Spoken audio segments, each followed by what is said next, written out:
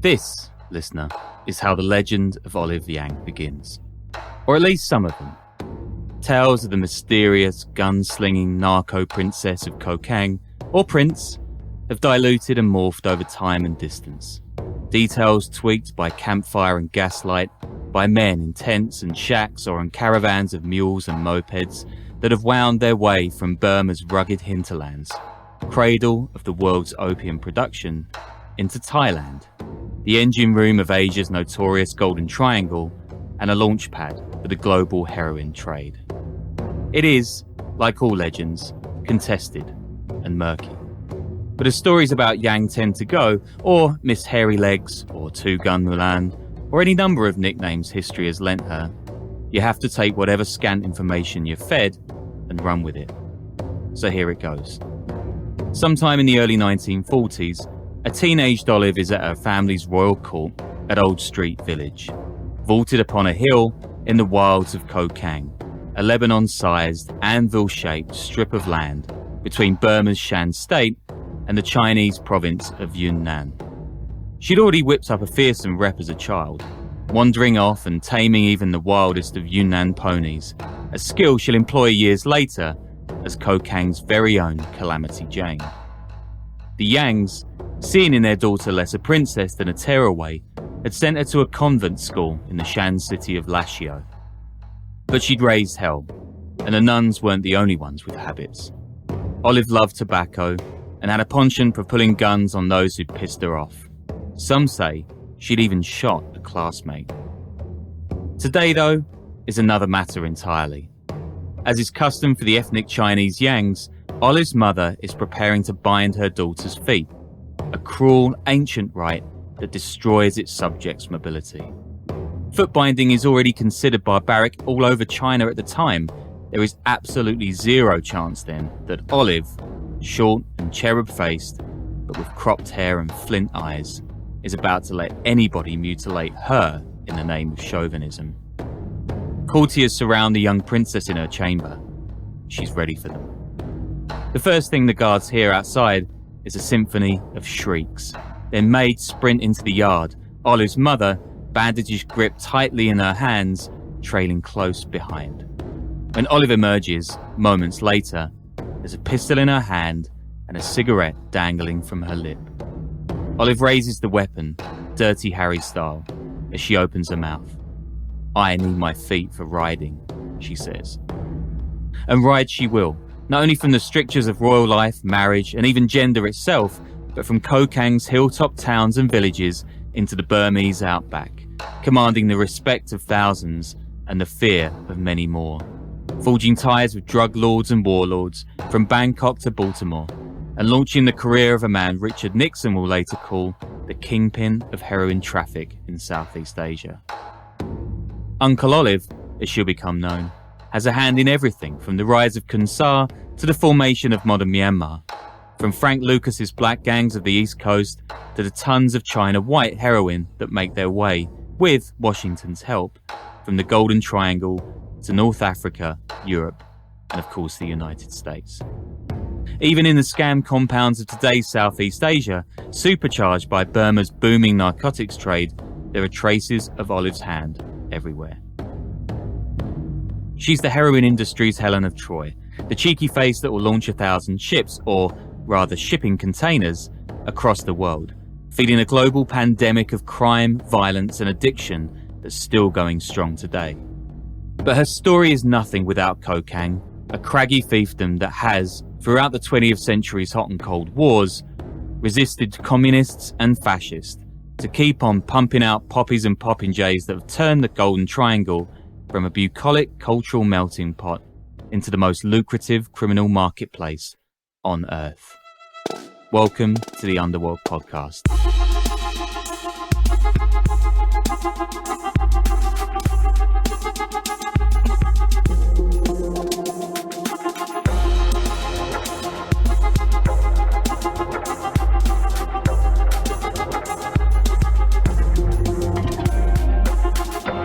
What's up, everyone? I'm Danny Gold. I am one of the hosts of the Underworld Podcast, and I want to tell you guys about Aura that's sponsoring this episode today. Aura is like the premier thing you can do right now for online security. It's something that I take very seriously.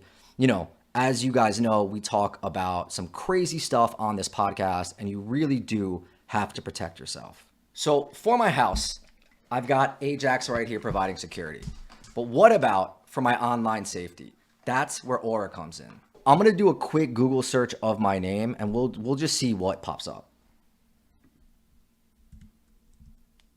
Okay, yeah, already there's tons of stuff, tons of info out here, including my address, my full name, my relatives, and I don't know about you guys, but I don't want this information out there. And that's exactly where Aura comes in. I'm going to use it right here and just kind of show you guys how it works.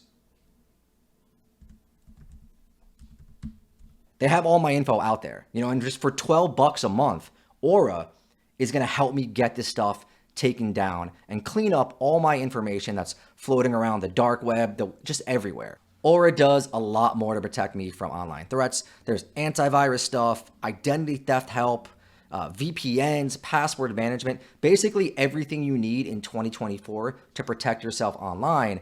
And right now, they are offering a 2-week free trial. So you can see, what this is all about in general. After that, it's only $12 a month. If you go to aura.com/underworld right now, you're going to be able to get a 2-week free trial. And then after that, it's just $12 a month. I'm going to put that link in the first line of the description of this video. Go there, get this. You're not going to regret it. For my online security. Hello everyone, and welcome to the weekly show in which I get to drink too much coffee and write cold opens about criminals like I'm some modern day Thomas Pynchon. And then I asked Danny Gold, my documentarian friend, to say how brilliant I am and how we're going to win a Grammy or a Tony or something like that for all the amazing creative work that we do. A Tony would be interesting, but yeah, you really do put way too much effort into these cold opens. The people they don't deserve it. It's either this or look after my family, so what are you going to do? I am, of course, Sean Williams in Wellington, New Zealand. Is it you on holiday skiing in Colorado this week, or do we have to pretend we spend all day living in our own excrement to get people to keep listening? It's a lovely, lovely picture you're painting. Honestly, I'm so focused on going on a holiday in Japan right now just because of how good Tokyo Vice is. If you guys aren't watching it, it's incredible TV.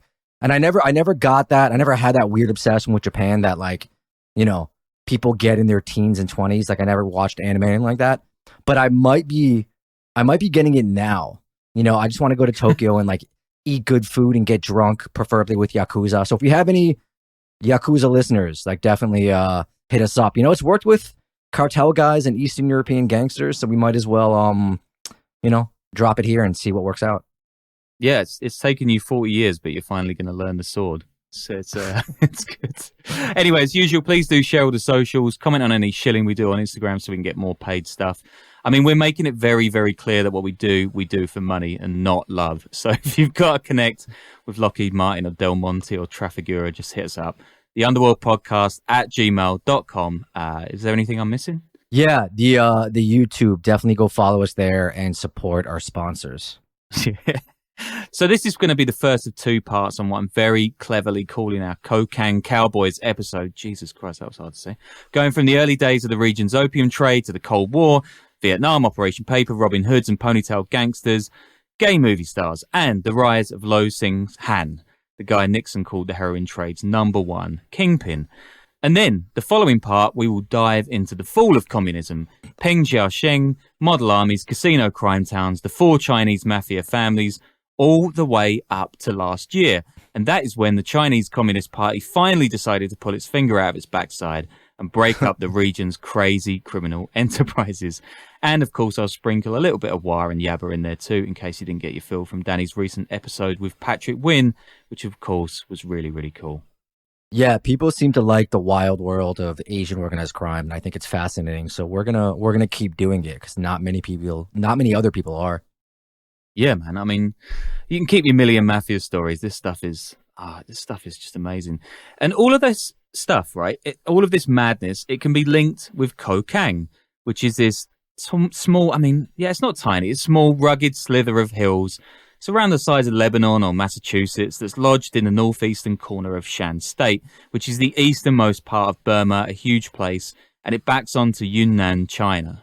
And because of that, of course, it's changed hands over time. A lot.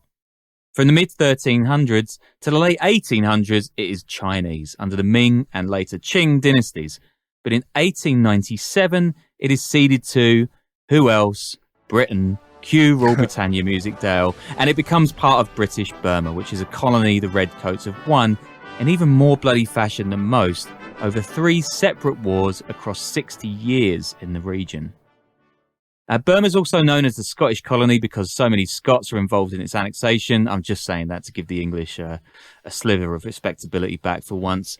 But Kokang, it hasn't really been Burmese ever. Its people aren't Burmese. They're Chinese. What about like hill tribes or other ethnicities, like indigenous ethnicities and stuff? Yeah, like the Lahu, and there are a few other kind of people, right? I think they're considered ethnic Chinese as well. But if you are a Burmese historian, feel free to reach out. So these people's cultural cues come from Yunnan, right? Not 500 miles south in the Burmese capital city of Rangoon, which of course now is Yangon. Now, this is one of 2 reasons that the Yangs, a family who've built their power by allying with China since the 1730s, managed to carve out Kokang as a semi-autonomous state, a country in all but name. The other is opium. Kokang is a vertiginous place, crammed full of mountains, valleys, and hilltops. Every professional audio writer I've ever spoken to is like, talk like a normal person because your audience will enjoy it more. And we've got like Mr. Vertiginous Williams over here. All right, hold on. I'll start again. Kokang has got mountains, it's up and down, and it's, yeah, that'll do. Anyway, rice paddies are useless, and tea is for the Yunnanese. And it still is today. I think Yunnan is the biggest tea exporter in the world. What does grow well in Kokang, though, are poppies. Millions and millions of them. And anybody growing poppies in Kokang during the 1920s has to give 1/5 of the raw opium they harvest as a tax to the Yangs, who are the only legal wholesale agents in the land. Any merchant who wants to flog his gear on the market needs a stamp of the Yang family's imperial copper seal, backed by the Qing dynasty court over in Beijing. Now, these poppy merchants would trek to the Yang stronghold at a place called Old Street Village, which sounds like a really crap hipster-covered market in London, but instead of a bunch of shipping containers full of burger bars and state-sanctioned graffiti, Kokang's Old Street Village is a stone court surrounded by a white perimeter wall, built on a hillock, with the only way in and out being a steep set of 100 steps. Anybody making it up them would be greeted by heavily armed guards decked in red turbans, passing under an arch gate adorned with an inscription penned by Olive's grandfather, Yang Chun Yong. Quote, "It is a shame to earn riches without good strategies." I mean, I guess the Chinese version sounded better, but it's better than those Twitter rise and grind accounts anyway. By the way, a lot of today's episode is going to come from Gabrielle Paluk's excellent recent book about Olive called The Opium Queen, which is really forensic, especially about her early life and unpacking the many mysteries surrounding it, which there are many. Another classic about this early opium trade is Merchants of Madness by Bertil Lintner, one of the true experts on Burmese history today, although he was really rude to me once, so that's the last you're going to hear about him on this particular show.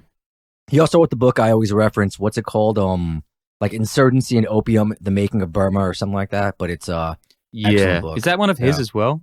Yeah, that's him. Yeah, damn. Back to the Yangs.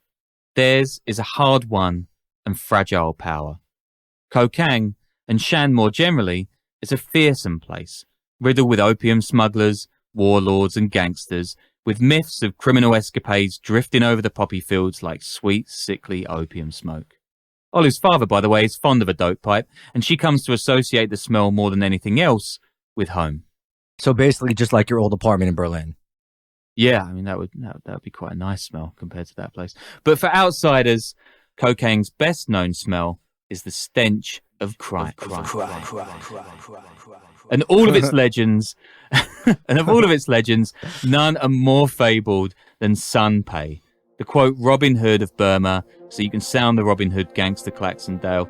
And he goes on a rampage of robbery and violence, and is said to have evaded a search by 1,000 sepoys, that is British Indian colonial troops, in the depths of the Burmese jungle, during which the sepoys find nothing but a diary detailing their target's crimes. In October 1927, just 4 months after Olive's birth, Sunpei is sentenced to death for murdering a policeman and a lawyer, just like Robin Hood wasn't. Writes the New York Times that day, quote, Sunpei, whose exploits caused the authorities much trouble and expense, has been pictured in the movies and lauded, and came to be regarded by some people as gifted with supernatural powers, including the ability to become invisible and defied sword cuts and bullets. Danny, what would your number one superpower be and why? Remember that story from like 10 years ago about those cigarette smoking twin 8-year-olds in Burma that were supposed to have like all those superpowers and they were like these rebel leaders? Those kids ruled. Yeah. I don't think it ended up working out too well for them, but that was a great story. I thought you were about to say smoking cigarettes without feeling a bit sick, because that's about as much as I could hope for these days.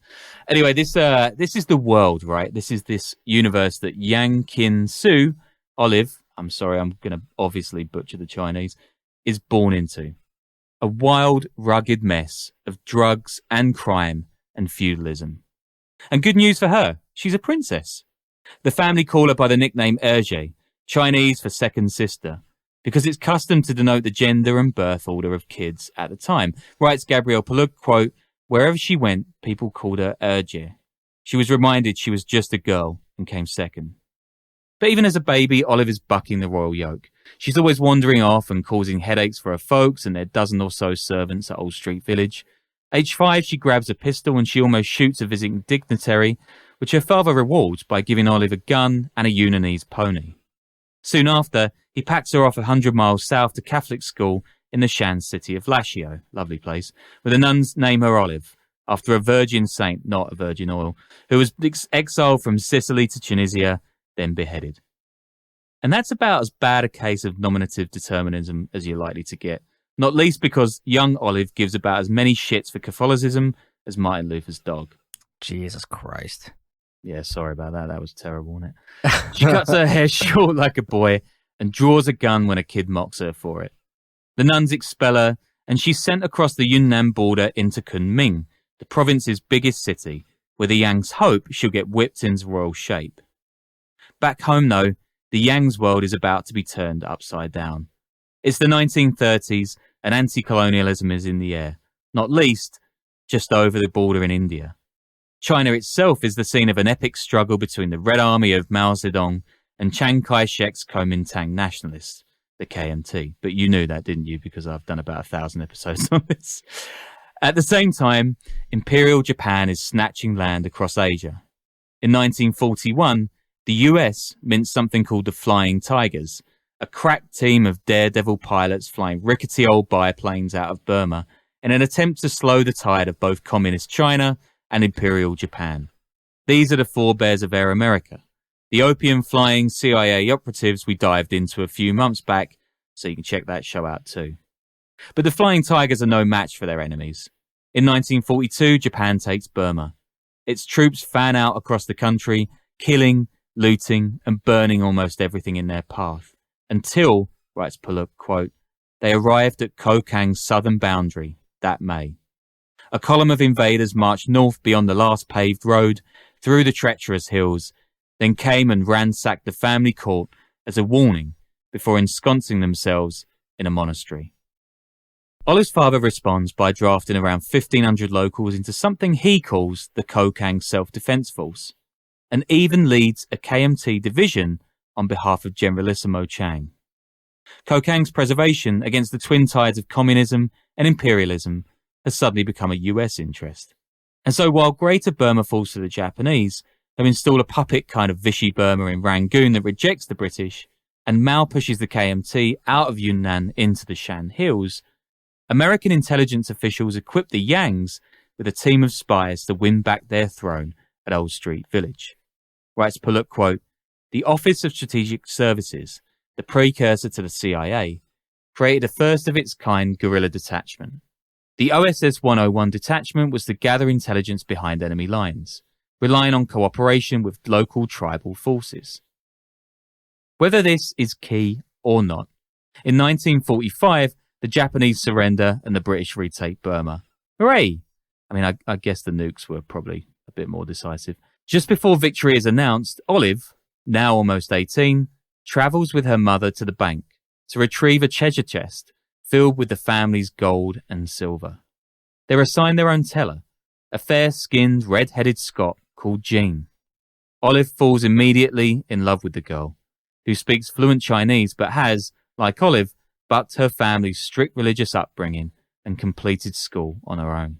But however much Olive has railed against norms her entire life at this point, a lesbian affair is way beyond the pale.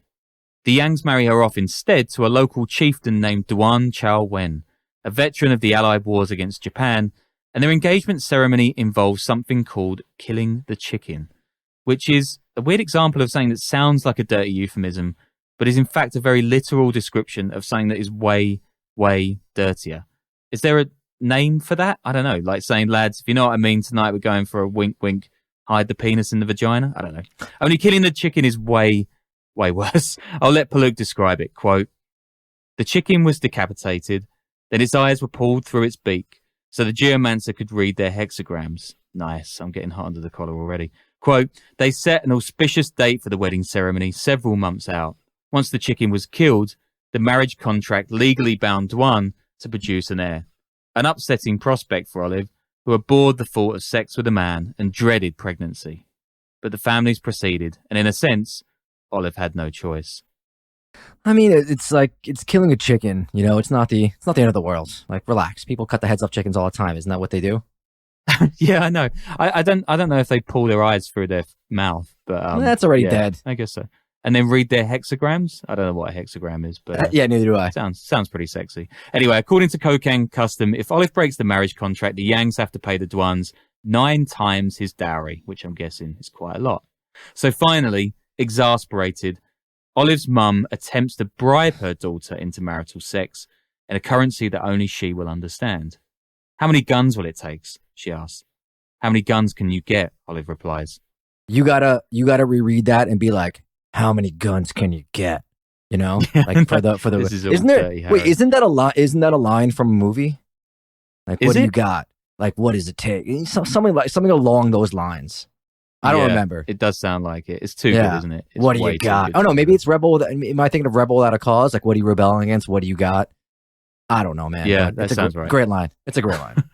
So apparently, it is a tradition for a woman to refuse her husband's advances for as long as possible, even with biting or scratching. Olive takes it several steps further, of course. When Duan finally does consummate the marriage, forcefully, and guardsmen open their bedroom door, Duan is battered, partially clothed, and soaked in urine, just like your mum. God damn it! I was gonna say something like just like your dating life was in Berlin, but you beat me to the punch. I got in there first, yeah. Anyway, I feel like we need a brief music pause. Dale, can you play some elevator music while we get our breath back? Because that was pretty nuts.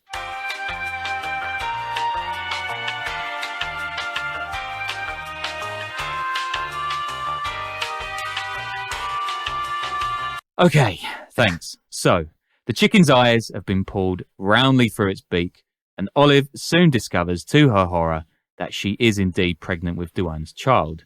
She escapes before her belly grows visibly and names her boy Jeep, after an American vehicle she bought on the black market in Kunming. She refused to breastfeed the boy, and she sends him away early. Then it seems she resolves not to be a princess at all, but a gangster, and not a female one either. She shaves her head and binds her breasts, and she sets off on a journey to become a narco legend. In 1947, India shakes off its colonial shackles. A year later, Burma follows suit. Kokang declares its own independence. But in his democratic zeal, Olive's father signs a deal promising to give up all hereditary titles in 10 years' time. In 1949, he dies, leaving the dynasty to Olive's eldest brother, Edward, a dashing university graduate people call the, quote, Kokang Gregory Peck.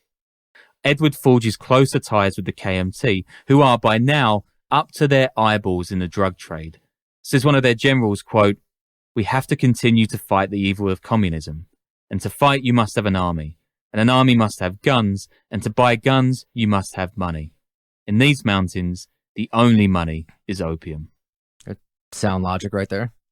Sound logic, if not the tightest of quotes. Freedom ain't free, son. You can't spell democracy without dope. The P's silent, of course. So now you've got the KMT commandeering the opium trade to finance its existential fight against Mao. And Mao has a new ally in the Communist Party of Burma, whose goons are also trying to take over the drug trade of the warlords of Shan and Kokang from Rangoon. So Uncle Sam is offering spies, training, tech, and guns to anybody who resists communism.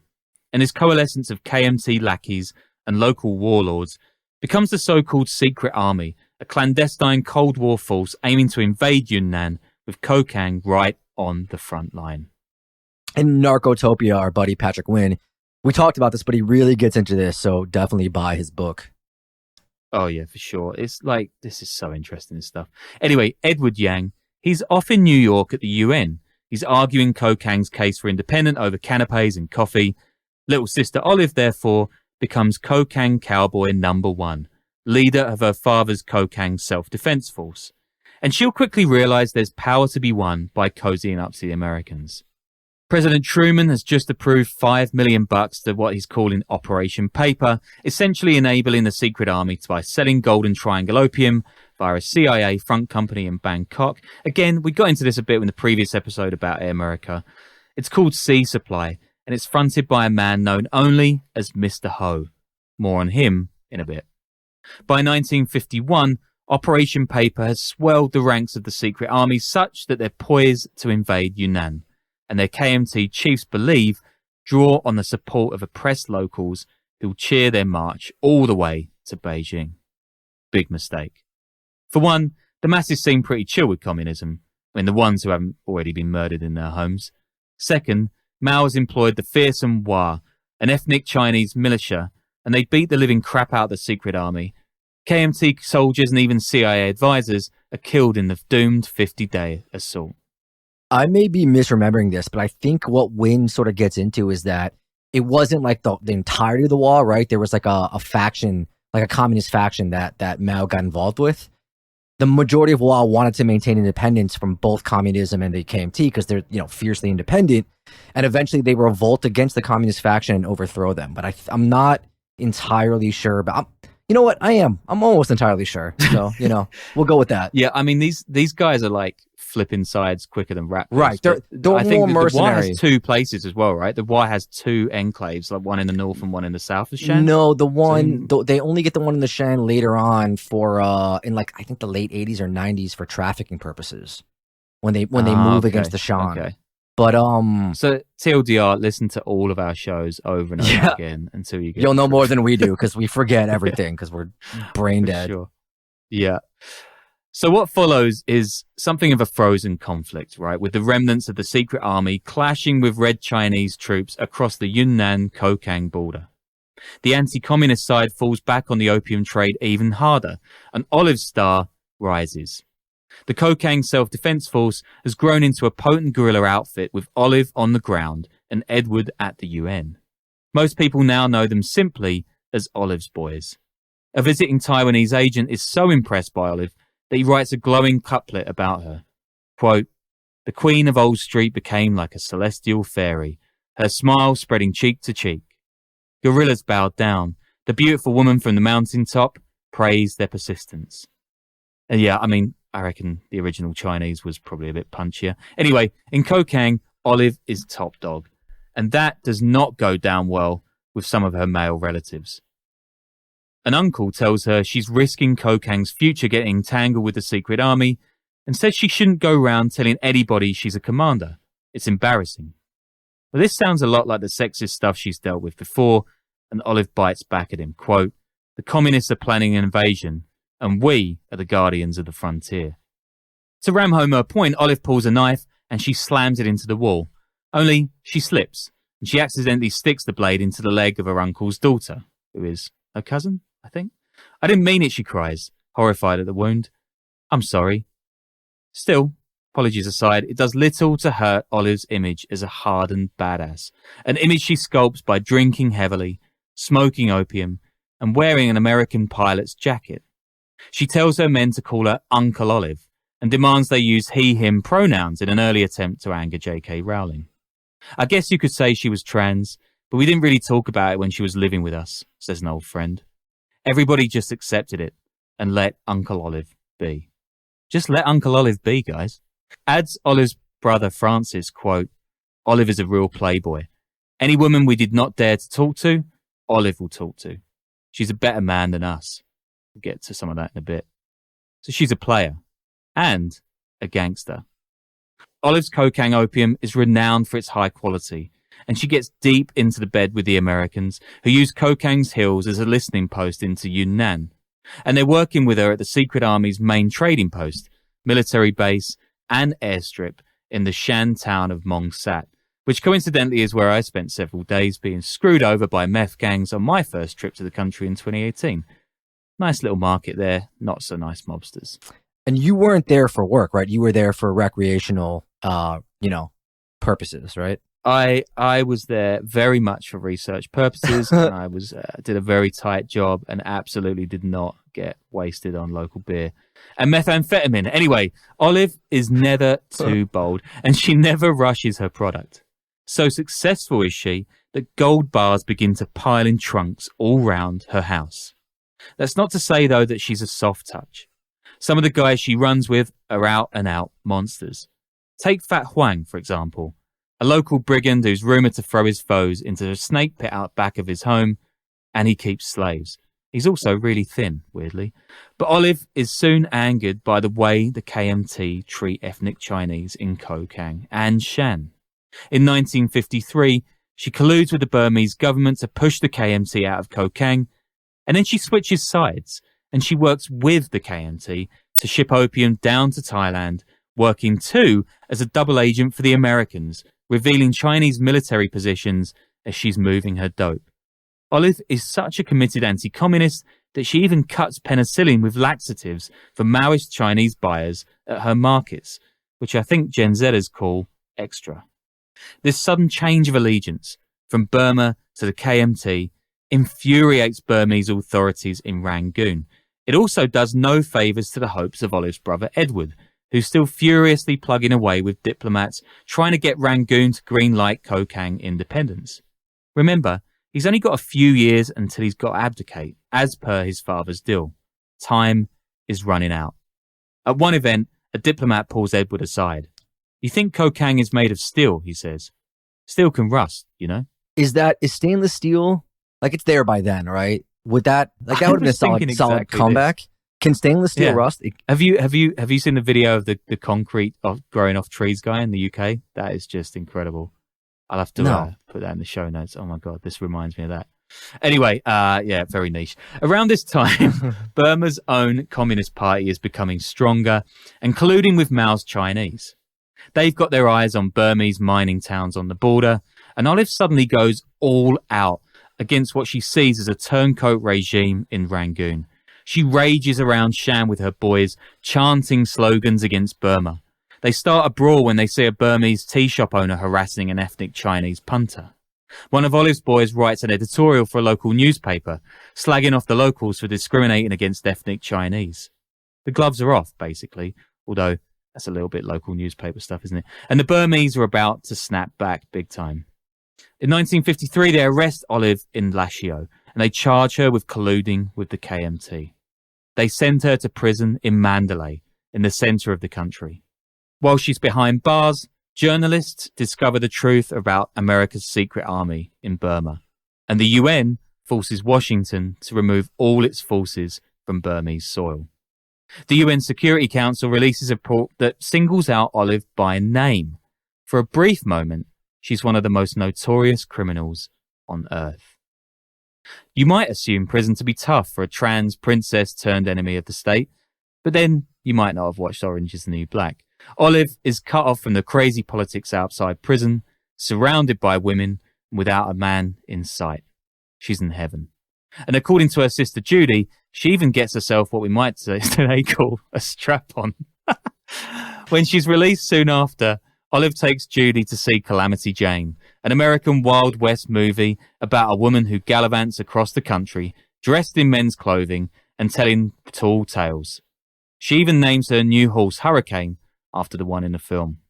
Just for reference, how old are you? I'm 38.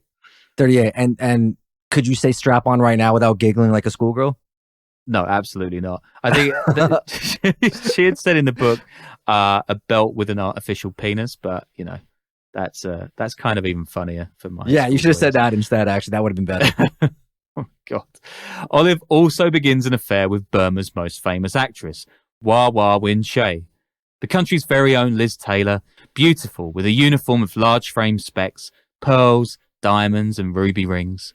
Jean, Olive's first love, introduces the pair when Wawa is just 15. I mean, if you're not contacting Gabrielle to buy the rights and turn this into a movie right now, you're wasting your life. Yeah, I could exchange details with the millions of producers that call me up for absolutely no reason. And Olive woos Wawa by promising to be her guard and patron in the movie industry. You could call her the Zaddy of the Irrawaddy. At one point, Olive threatens a director into casting Wawa. It's very Mario Puzo of her, Very. Or actually, wait, didn't that happen in real life with Frank Sinatra? Allegedly, right? Is that allegedly, or is that real? Giancana or one of the Chicago? I don't remember the exact details, but you can probably find that in episode 283 somewhere. In another, she buys a yellow Chevrolet just so she could ferry the young actor to and from set. I'm guessing a yellow Chevy stands out pretty wildly in Rangoon or Malay or wherever. Anyway, you were born to be a star, Olive tells her. Wawa Win Shui should know more about Olive's special belt, says Olive's sister Judy. In 1955, Burmese communist forces reach Shan State. The local leader orders Olive to be exiled. She flees south of Kokang, opening timber yards, and with them, new opium shipping routes into Thailand. Her stint in prison has won her new admirers, but it's also hardened her, and Olive is said to run her operations like a dictator. She's an insomniac, smokes heavily, and gets into mahjong, which I'm not really sure how much of a red flag mahjong is, but I guess it's interesting. Anyway, Olive never kills anyone directly, despite her love of pistols, but she does get Fat Huang to shoot a sawmill owner dead, then float his body downstream as a warning to anybody else thinking of crossing her. It's interesting how often narco groups or any illicit criminal org in these sort of places turn to illegal logging, right? It's like the real estate development of the third world. Yeah, who was the guy, the mastermind who Evan Ratliff did that amazing story about? I think I did a show with him ages and ages ago. He got into logging in Congo or something like this. Yeah. There's loads of it going in Indonesia. Yeah. Mexico too, I feel like. Journalism. Oh yeah, Mexico, yeah. I think. I don't know. Damn, what are we doing? Anyway, Olive's main contact in Thailand is Mr. Ho. Remember him? The guy who'd been working as the CIA's point man in Bangkok? But Mr. Ho isn't Thai at all. He's actually a Taiwanese agent with 4 separate identities, including one as a mining and gemstone shipping magnate. Each identity commanding huge black market enterprises fueling the regional drug trade. Olive loves her criminal Ho, and he helps her ship huge quantities of opium from Thailand into Cairo, Egypt, where it's sold onwards into Europe with the help, of course, of Corsican mobsters. Crucially, however, the entire business still begins with the cultivation of poppies in Kokang, which are then sent to a small, illegal morphine processing plant in the Shan jungle. I mean, it's not so different from today. Olive is in exile. So, she hands over operations to an underling named Lo Sing Han, a quiet, slender lackey said to have followed Olive everywhere with a pack of ready cigarettes. He's also spry and clever. While Olive is away growing the business, Lo begins stamping their dope with a new brand name, 999. His star is about to rise as quickly as a payload of Agent Orange on a Cambodian paddy. Conflict is erupting in the region, and America's about to churn out wave upon wave of war-scarred, dope-addicted veterans. And Olive Yang and 999 are about to become bywords for the world's most lucrative drug trade. What year are we in right now? I think we're in the late 50s by this point. Okay, yeah. So, yeah. Actually, no, mid-50s, like 56, 57. So, yeah, the war is about to get real bad. And, yeah, that is going to do us for part 1 of the Kokang Cowboys epic. Coming up next show, we'll have the fall of Kokang, Vietnam, of course, the rise of Lo Sing Han, the godfather of heroin, Pen Jiaosheng, Olive's second imprisonment and later years, casino cities, Chinese mafias, and slave compounds. Thanks for listening. As always, patreon.com/underworld podcast. Spotify, you can get the bonuses. Same thing with iTunes, YouTube, Instagram, all that. Search for us, comment, do all that stuff that we hate to ask you to do, but we need to survive.